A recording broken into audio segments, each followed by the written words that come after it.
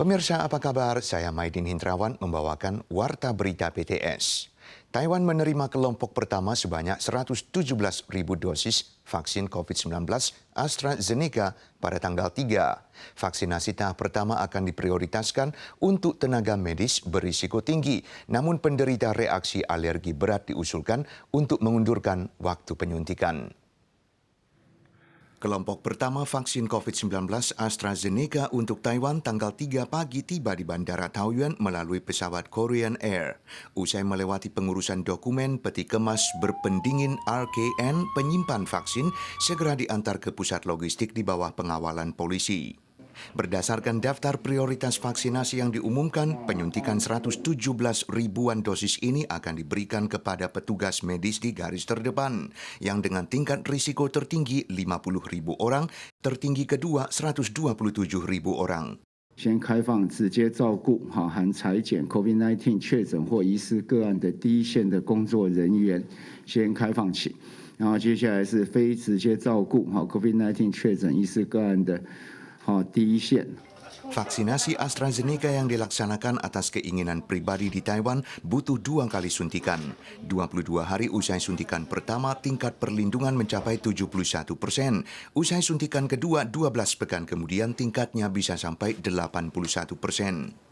Perihal meninggalnya seorang warga Korea setelah menerima vaksin, Chen Shih-chong menegaskan hingga kini belum ada bukti bahwa kematian berhubungan langsung dengan vaksin, tapi mengusulkan penderita reaksi alergi berat untuk mengundurkan waktu vaksinasi. Mengenai kapan vaksinasi akan dimulai, Chen menerangkan inspeksi penyegelan paling cepat 7 hari, tapi karena merupakan kelompok pertama, perhatian lebih tinggi akan diberikan pada setiap prosedur. Pemeriksaan dari Departemen Kesehatan Taipei menemukan produk keripik rasa tempura Kadina mengandung senyawa penyebab kanker. Menurut pihak pengusaha Lianhua Foods Corporation, hasil pemeriksaan yang dilakukan secara mandiri tidak menemukan kondisi tersebut, maka bahan kentang yang dipakai diketahui adalah akar masalah. Kelak pengendalian kualitas akan ditingkatkan.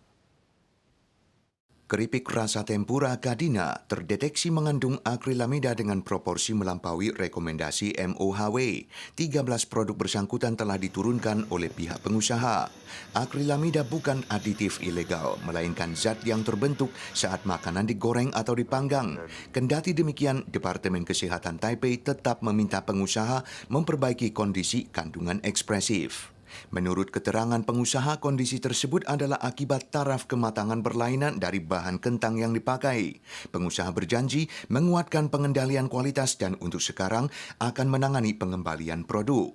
Pakar racun berpendapat akrilamida adalah bahan yang dipastikan bisa mengakibatkan kanker. Meski belum ada bukti konkret, konsumsi makanan gorengan yang terlampau gosong dianjurkan tidak berlebihan. Dokter juga mengusulkan tidak memakai api terlalu panas dan jangan taburkan gula di permukaan bahan sebelum dimasak, karena suhu tinggi membuat gula mudah menimbulkan akrilamida.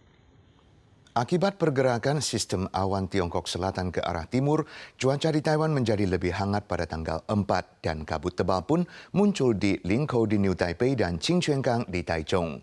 Jarak pandang tak sampai 200 meter. CWB menerangkan kabut radiasi memang mudah muncul pada musim hujan semi saat pergantian musim dingin dan musim semi. Subuh, kabut tebal menyelimuti distrik Linkou di New Taipei. Jarak pandang tak sampai 200 meter. Menurut CWB, saat pergantian musim dingin dan semi, di mana suhu perlahan-lahan menjadi lebih tinggi, mudah terjadi kabut radiasi. Khusus kawasan Taichung, peringatan kabut tebal telah dikeluarkan untuk tanggal 4. Jarak pandang di Qingquankang paling buruk, daerah perkotaan juga diselimuti kabut. Stasiun Cuaca Taichung menerangkan, melalui kemajuan teknologi dari kamera pengawas dan sistem pemantauan, pemerakiraan kondisi kabut telah menjadi lebih cepat. Taiwan saat ini telah memasuki musim hujan semi. Kabut tebal mudah muncul di pagi hari. Warga diingatkan meningkatkan kewaspadaan.